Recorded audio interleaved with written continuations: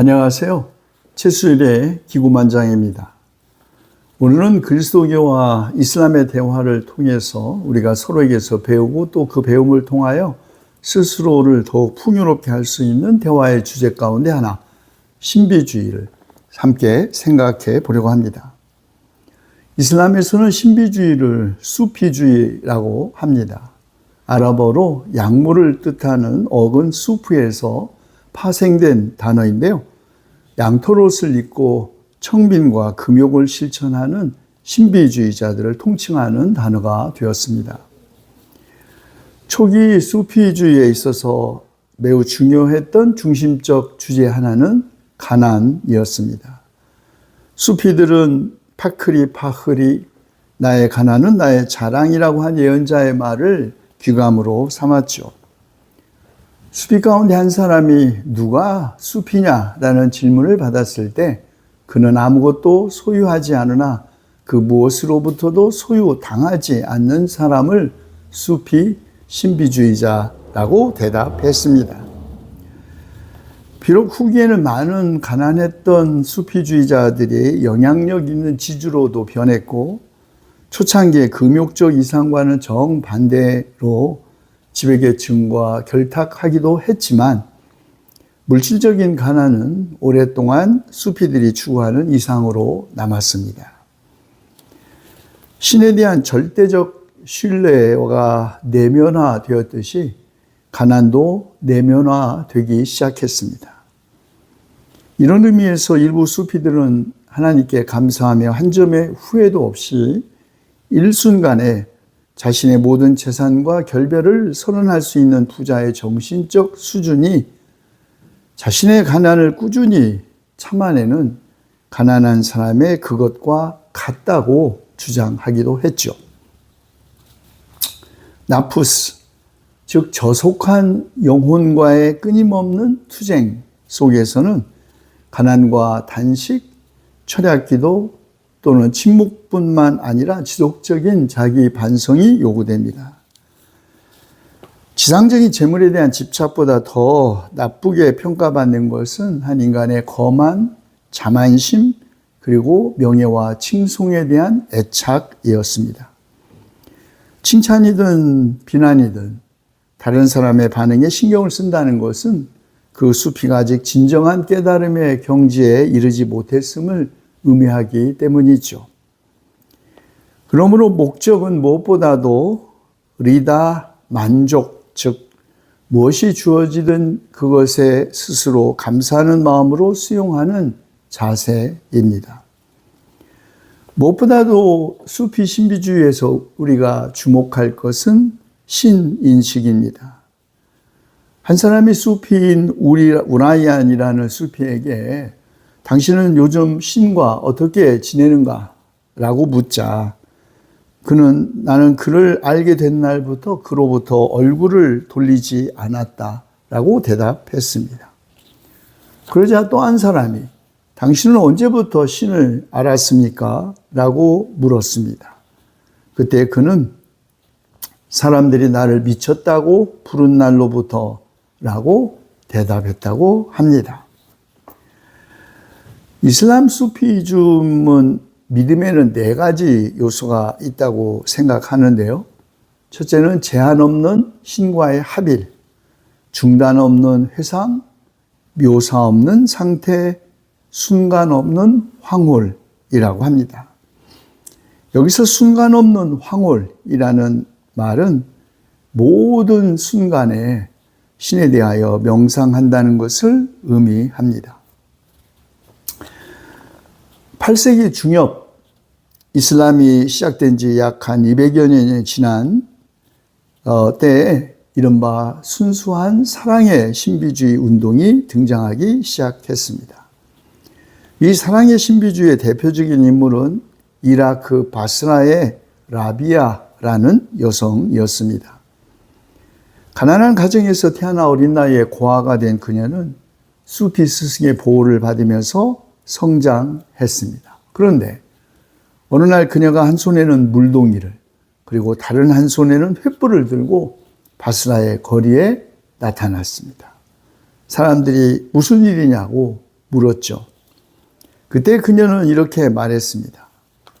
사람들이 지옥에 대한 두려움이나 천국에 대한 희망 때문이 아니라 오직 그분의 영원한 아름다움을 사모하여 기도하도록 지옥에는 물을 쏟아붓고 천국에는 불을 질러 그 두 개의 장막이 사라지도록 하기 위함이라고. 그렇게 대답한 그녀는 그리고 이런 기도도 남겼습니다. 오 주님, 제가 주님을 섬김이 지옥의 두려움 때문이라면 저를 지옥에서 불살라 주옵시고, 낙원의 소망 때문이라면 저를 낙원에서 쫓아내 주옵소서.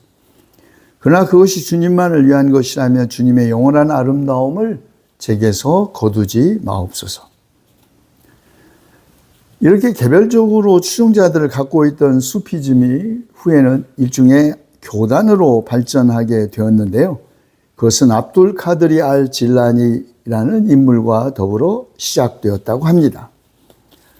설교자로서 바그다드에서 활동한 압둘 카디르는 수피 교단을 세우겠다는 생각을 결코 한 적이 없는 듯하나 그의 제자들은 스스로 형제단을 조직했고 그와 때를 같이하여 다른 수피 스승들도 아주 잘 조직된 대규모의 추종자들을 모으기 시작했습니다.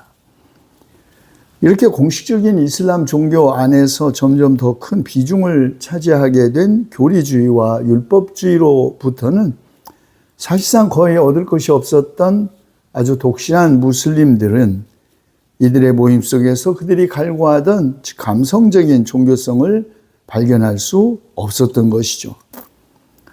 수피 교단 안에서는 스승과 제자의 관계가 매우 엄격했고 스승은 제자들에게 디크르를 주었는데 이 디크르는 일정한 양식의 말로 아주 정기적으로 수천 번씩 반복해야 하는 그런 주문이었습니다. 바로 이 주문을 외우는 것이 수피즘 형제단 사이에서 핵심적인 영성 기술의 하나로 자리 잡게 되었습니다.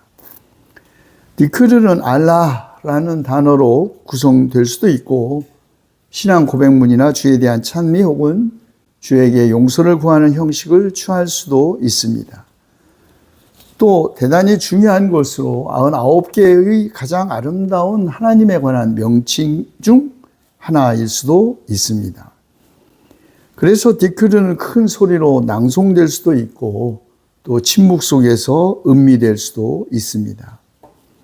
수세기를 걸쳐 정교하게 다듬어진 이런 호흡법과 함께 디크르는 신비주의의 제자들이 행해야 할 핵심적 의무일 뿐만 아니라 또 스승은 제자들에게 그의 영적 수준에 적합한 이런 디크르를 정해주어야 했습니다. 이런 교단의 급속한 확산으로 수피주의가 점점 대중운동으로 성장했고 그 수피주의가 절정에 이른 것은 13세기였습니다. 13세기라면 이슬람 세계의 중심부와 그 동부 지역의 정치적 판도를 뒤엎은 몽골의 침략과 그로 인한 재난의 시기였죠. 그런데 바로 이때에 수피주의도 전성기를 맞이했습니다. 후기 수피주의의 최대의 거장, 스페인 태생의 이븐 아라비입니다. 그리고 그의 사상은 이후의 모든 신비주의 계통의 서적을 주도했는데요. 특히 존재의 융합이라는 개념은 절대적인 영향을 끼쳤습니다. 그런데 이븐 아라비보다 약 반세기 뒤에 활동한 잘라루딘 루미라는 인물의 작품은 신비주의의 영감을 받은 모든 시인들의 보물상자로 여겨집니다. 부친과 함께 몽골의 침입을 피해 코냐로 피난한 루미는 부친의 한 제자를 통해서 신비주의 전통에 입문하게 됩니다. 그러다가 1244년 유랑 중이던 동년배의 수피 무슬림 타브리즈 출신의 샴스 타브리즈를 만나면서 신비적인 사랑을 체험하게 됩니다. 무려 3만 5천 소절 이상의 운문이 이 두 성숙한 신비가의 특이한 만남과 이별로 인해서 쏟아져 나왔습니다. 잘라드 루미와 샴스 타브리즈의 이 우정은 불행하게도 그의 자녀들의 오해를 받게 되었고, 그 오해 때문에 그의 평생의 영혼의 친구 샴스 타브리즈가 원인을 모르는 죽음을 맞게 되기도 합니다. 자, 어쨌든 잘라루딘 루미가 남긴 그 엄청난 많은 양의 시들과 신비적인 산문들, 특별히 그가 1273년 세상을 떠난 후에는 그의 추종자들로부터 페르시아의 꾸란이라고 불릴 정도로 높은 존경과 함께 페르시아권에서 가장 최고의 신비주의적 작품의 교과서가 되었습니다. 여기 몇 편의 시를 여러분들에게 소개해 드리겠습니다. 사랑에 처음 눈뜨던 순간 나는 그대를 찾기 시작했다. 그것이 얼마나 눈먼짓인지 모르고서. 사랑하는 이들은 끝내 어디서도 만나지 않는다. 늘 서로 안에 있으므로. 또 다른 시, 모든 것을 사랑에 걸어라. 그대 진정 사람이라면 모든 것을 사랑에 걸어라. 아니거든 이 무리를 떠나라. 반쪽만 가지고는 어전에 들지 못한다. 신을 찾겠다고 나선 몸이 언제까지 지저분한 주막에 머물러 그렇게 노닥거리고 있을 참인가. 문이라는 시도 있습니다. 광기의 입술에 매달려 살아왔다. 까닭을 알고 싶어서 문을 두드렸다. 문이 열리자 나는 안에서 문을 두드리고 있었다. 이 문이라는 시와 서로 안에라는 시는 어쩌면 신을 우리 밖에서 찾으려는 모든 인간들에게 주는 하나의 답인 것 같습니다. 진정으로 신은 이미 우리 안에 계신데 끊임없이 밖에서 신을 찾는 어리석음을 일깨워 주는 시라고 하겠습니다. 그늘과 빛이라는 시도 있습니다. 세계의 일부가 어찌 세계를 떠날 수 있으냐? 어떻게 습기가 물을 떠날 수 있으랴? 불을 던져서 불을 끄려고 하지 말아라. 피로 상처를 씻지 말아라. 아무리 빠르게 달려도 그림자를 따돌릴 수 없으려니와 때로는 그림자가 앞장을 서기도 한다. 오직 머리 둥근 해만이 내 그늘을 지워버린다. 그러나 바로 그 어두운 그늘이 너를 섬기느니 너에게 상처를 주는 것이 너에게 복을 준다.